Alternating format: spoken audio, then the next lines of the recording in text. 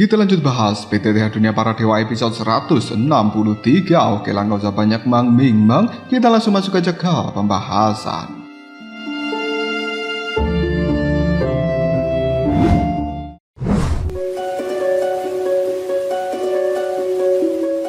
Waktu telah berlalu sedikit demi sedikit dan Soyen tetap tidak berbicara. Keringat dingin mengucur dari dahi tetua agung dan juga Yao Lingzi. Ini adalah satu-satunya kesempatan mereka untuk membalikkan keadaan. Jika Soyen menolak, maka mereka akan dipermalukan seumur hidupnya. Tepat ketika alis dari pemimpin klan Xiao berkerut, tetua agung akhirnya tidak bisa menahan diri dan dia bertanya, "Soyen, apakah kau tidak punya keberanian untuk bertanding lagi?" Soyen menatap tetua agung dengan kesal dan kemudian dia berkata dengan tenang, "Ini tidak ada hubungannya dengan keberanian. Aku sudah menang. Kenapa aku harus setuju untuk bertanding lagi? Dan apa untungnya bagiku?" Tetua agung hanya bisa terdiam, tidak menyangka bahwa Soyen akan menjawab dengan cara yang begitu lugas. Dan tetua agung dengan lantang dia berkata, "Satu putaran kompetisi itu adalah sesuatu yang tidak adil.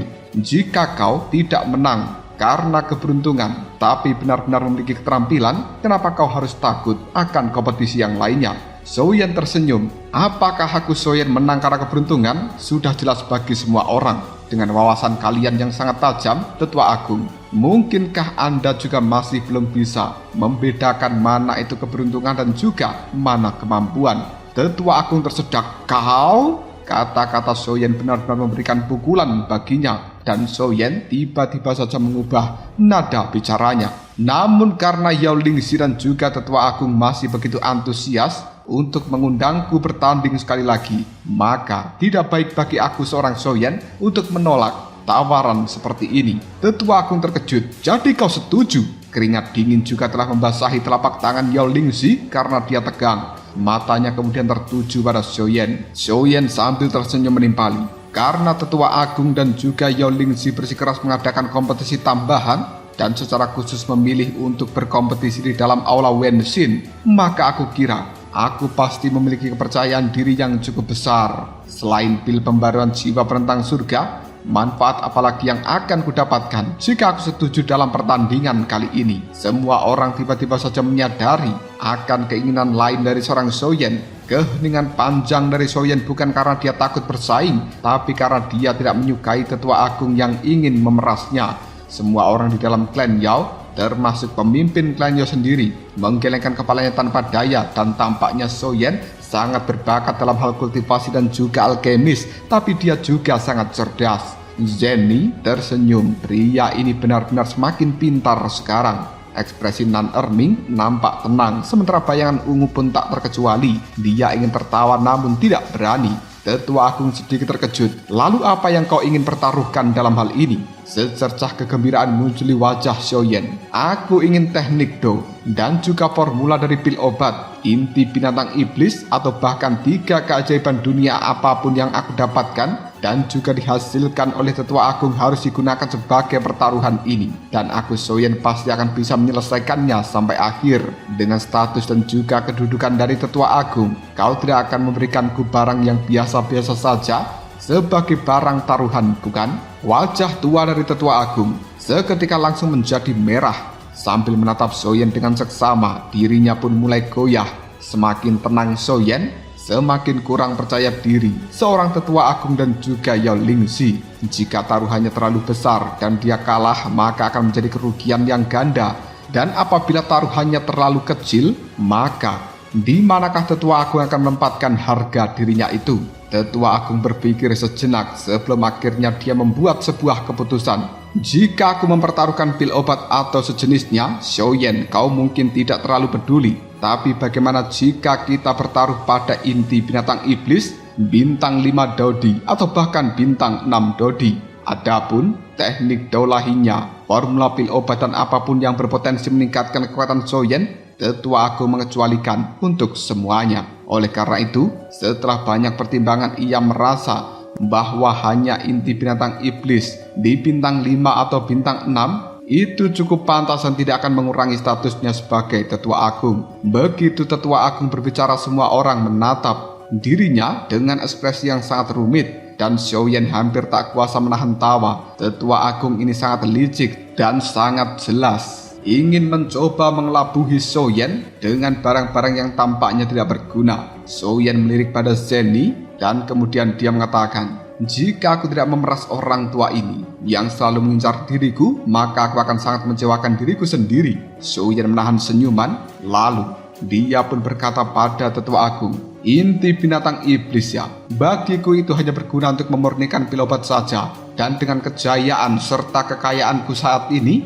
untuk bisa mendapatkan inti binatang iblis tidak terlalu sulit. Ekspresi wajah dari pemimpin klan Yao juga menunjukkan sedikit ketidakpuasan atas jawaban dari seorang tetua agung. Dan ketika tetua agung melihat ekspresi wajah dari pemimpin klan Yao yang semakin muram, dia akhirnya berkata dengan canggung, begini saja, dengan pemimpin klan Yao sebagai gurumu, kau pada dasarnya tidak kekurangan banyak hal. Dan setelah banyak pertimbangan, aku orang tua ini hanya bisa menawarkan inti binatang iblis tersebut. Kau juga harusnya mengetahui bahwa inti binatang iblis bintang 5 serta bintang 6 itu tidak mudah didapatkan di dalam pasaran. Jika kau Soyen merasa bahwa taruhan ini masih terlalu kecil, bagaimana kalau kita menambahkan jumlahnya? Soyen sulit untuk mengatakan siapa yang akan menang atau kalah di dalam sebuah kompetisi. Dan aku sebagai orang tua ini juga telah memikirkan dirimu. Kau adalah tamu. Kita tidak bisa membiarkanmu mengeluarkan terlalu banyak uang, bukan?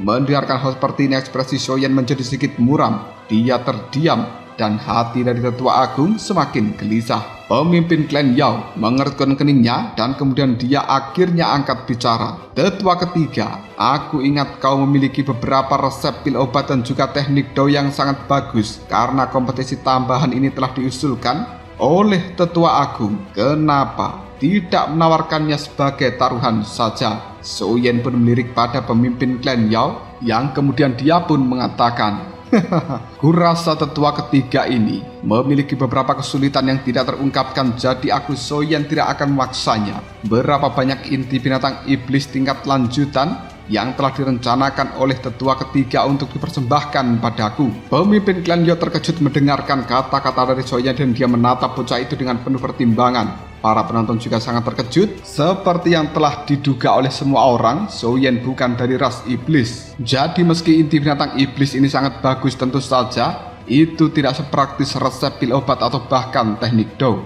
Mendengarkan ucapan dari seorang Soyen, tetua ketiga pun merasa cukup lega. Dan kemudian dia melirik pada tetua agung. Hal itu membuat sang tetua agung berkedip menganggukkan kepalanya. Tetua ketiga kemudian mengatakan, keponakanku Soyen, aku akan memberikanmu 300 inti binatang iblis bintang 5 dodi dan juga 10 inti binatang iblis bintang 6 dodi. Bagaimanakah menurutmu? Soyen melambaikan tangan ke arah tetua ketiga, berhenti sejenak lalu dia berkata, itu masih terlalu sedikit. Kau harus menambahkan lebih banyak lagi. Tetua ketiga dan juga tetua agung menatap Soyen dengan penuh curiga. Ekspresi di wajah mereka menjadi sedikit ragu-ragu. Soyen berpura-pura acuh tidak acuh. Sepertinya untuk kompetisi tambahan ini aku Soyen hampir tidak punya peluang untuk menang. Dan itu sama sekali tidak berharga bagi diriku. Karena aku Soyen sudah menang, kenapa aku harus repot-repot menambahkan masalah untuk diriku sendiri? Dan bukan tidak mungkin aku Soyen setuju,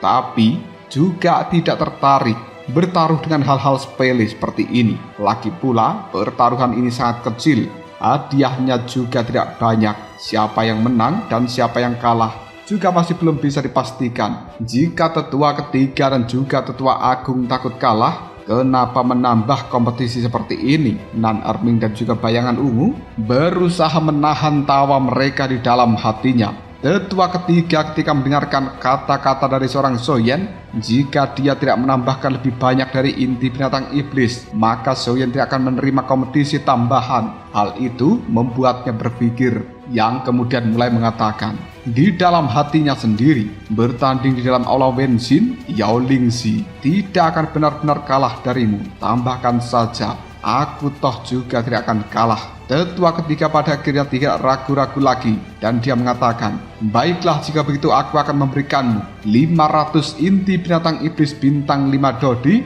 20 inti binatang iblis bintang 6 Dodi. Tetua ketiga mengira Soyen akan langsung menyetujui jumlahnya ini, tapi yang paling mengejutkan, Soyen masih ragu-ragu dan ia tak kuasa menahan amarah. Ini hampir semua inti binatang iblis tingkat lanjut yang telah kukumpulkan selama puluhan ribu tahun.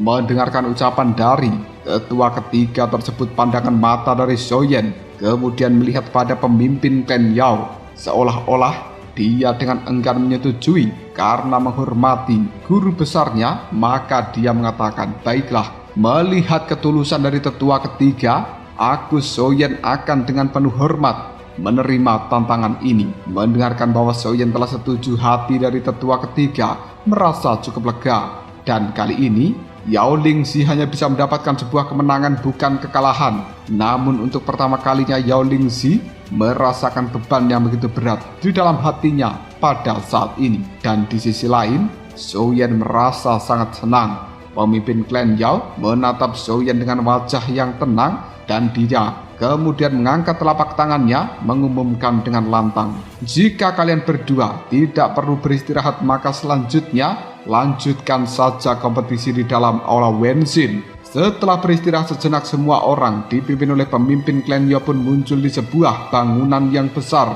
pada bagian terdalam di wilayah barat laut dari klan Yao ini. Bangunan tersebut telah dikelilingi oleh pepohonan-pepohonan kuno yang sangat besar dan lebat. Di bangunan tersebut juga ada batu-batu berwarna ungu yang menempel. Hal itu kemudian membuat pemimpin klan Yao mulai memperkenalkan pada Soyen dan juga Zenny serta yang lainnya. Batu-batu ungu yang ada di bangunan dari aula Wenshin ini adalah biji bintang ungu yang sangat langka, dan biji ini memiliki efek yang sangat baik dalam hal pelestarian dan juga transmisi kekuatan jiwa. Leluhur kita di masa lalu juga telah menemukan biji ini dan menghabiskan banyak energi untuk membangun aula Wenshin.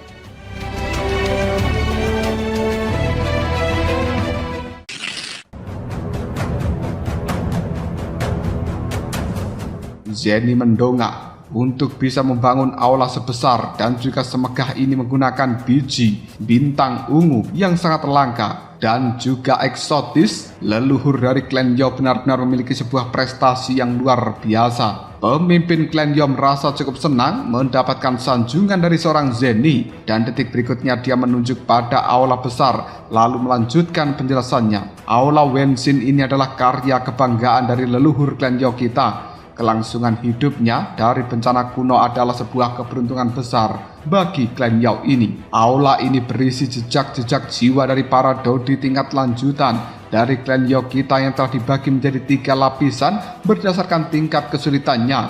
Sejak zaman kuno, klan Yao kita secara bertahap mengalami kemunduran dan jumlah Dodi tingkat lanjutan juga semakin berkurang, sehingga jejak jiwa yang tersisa di dalam aula Wenshin ini juga mulai berkurang. Dan setelah bertahun-tahun memohon kepada sifat hati seseorang, lapisan pertama hanya tersisa sangat sedikit.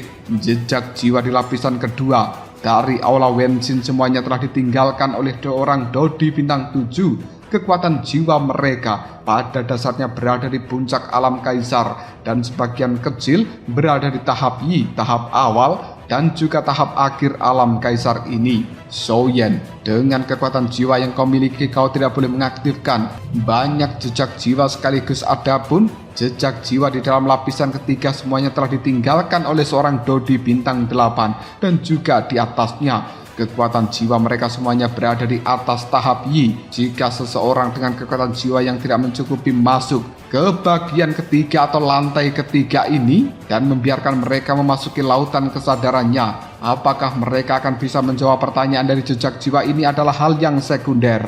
Mereka bahkan mungkin tidak akan bisa menahan satu teguran dari jejak jiwa yang ada di dalam tempat itu. Oleh karenanya, kompetisi ini akan berlangsung di lapisan kedua saja. Jangan melangkah pada lapisan atau lantai ketiga.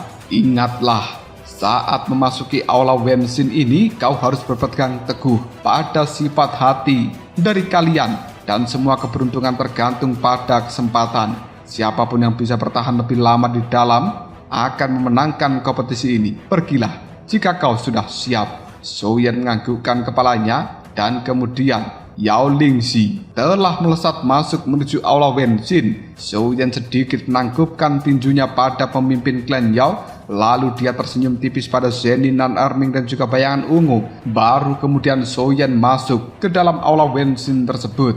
Zhou Yan tersenyum tipis. Dengan sifat hati yang begitu tidak stabil, apa gunanya selangkah lebih cepat daripada diriku? Zhou Yan kemudian mendorong pintu utama dari lantai kedua hingga terbuka dan dia melihat pada tempat sekeliling. Dia tidak melihat apapun, merasa seolah berada di dalam sebuah tempat yang sangat sepi. Dan secara perlahan pintunya pada akhirnya tertutup. Hubungan antara tempat ini dan juga dunia luar pun telah terputus. Sebagai seorang di tahap akhir bintang 4 Dodi dan juga seorang alkemis yang telah ditempa oleh api surgawi, Zhou Yan tentu memiliki sebuah penglihatan yang jauh lebih baik jika dibandingkan dengan seorang Dodi biasa. Dia tidak bisa melihat lebih dari 1 meter.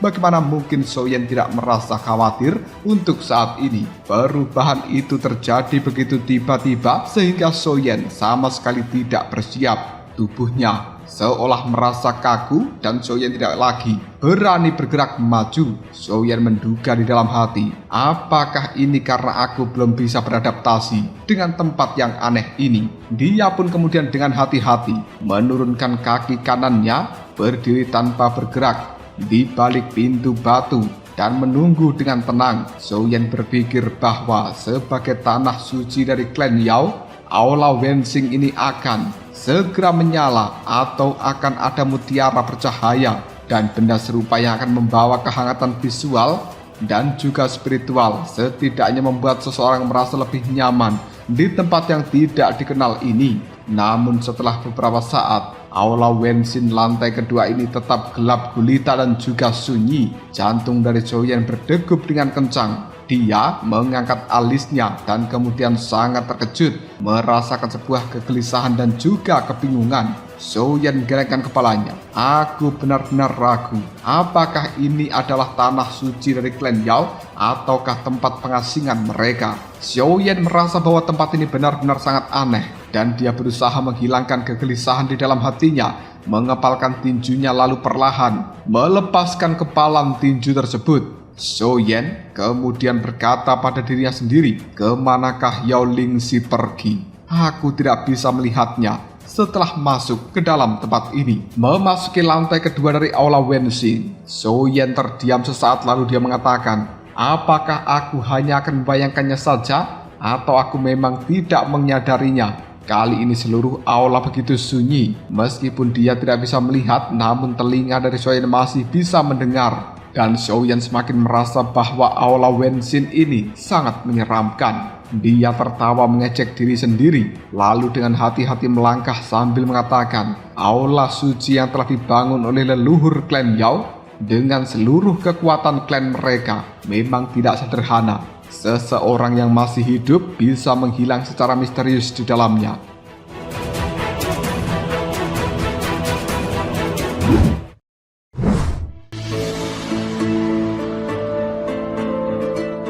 Zhou Yan mulai menjelajahi aula Wenxin lantai kedua. Dia melangkah ringan tanpa tujuan di dalam sebuah kegelapan. Berjalan selangkah demi selangkah tanpa arah.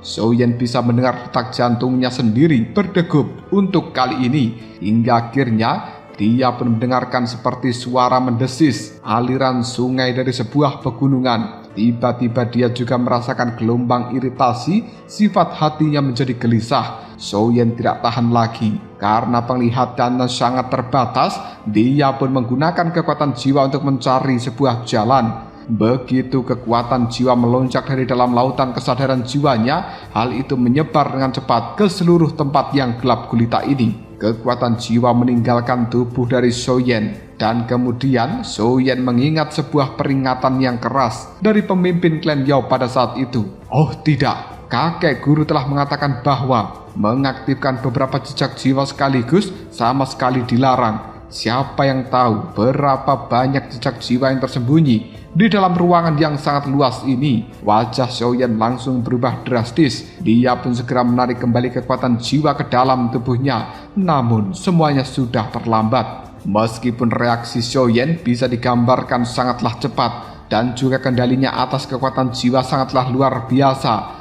Namun di dalam tempat ini terdapat terlalu banyak jejak-jejak jiwa, dan kekuatan jiwa dari Soyen juga telah menyebar sangat cepat pada saat itu. Hanya dalam satu tarikan nafas saja, 5 jejak jiwa telah terpengaruh oleh kekuatan jiwa Soyen dan kemudian muncul dari kegelapan. Mereka melayang tidak stabil, seperti cahaya lilin yang tertiup angin. Namun kelima jejak jiwa ini tampaknya seolah-olah bisa lenyap kapan saja, dan itu memicu badai fluktuasi jiwa di ruang yang sunyi tersebut. 5 jejak jiwa yang telah muncul kini telah menekan di belakang kekuatan jiwa milik Soyen yang telah surut. Soyen tak punya waktu untuk bersiap, dan 5 fluktuasi dari jejak jiwa itu langsung menyerbu ke dalam jiwa Soyen, tepatnya untuk menyerang lautan kesadaran jiwanya. Setelah bertabrakan satu sama lain dan menghancurkan 5 pertanyaan yang mereka bawa,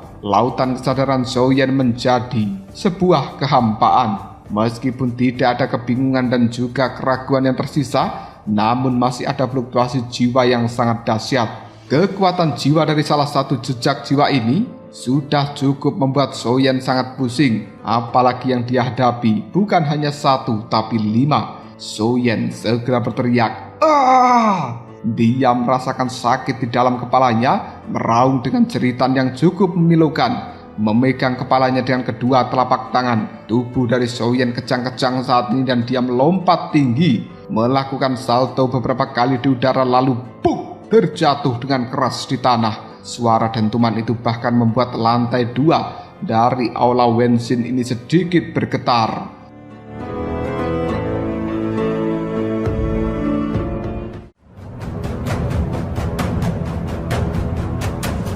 Lalu apakah yang akan terjadi selanjutnya? Mungkinkah Soyen akan lolos dari pertanyaan lain yang akan diajukan oleh 5 jejak jiwa yang telah hadir di hadapannya sekarang? Jika kalian penasaran, tunggu aja jawabannya di next video. Abrausa.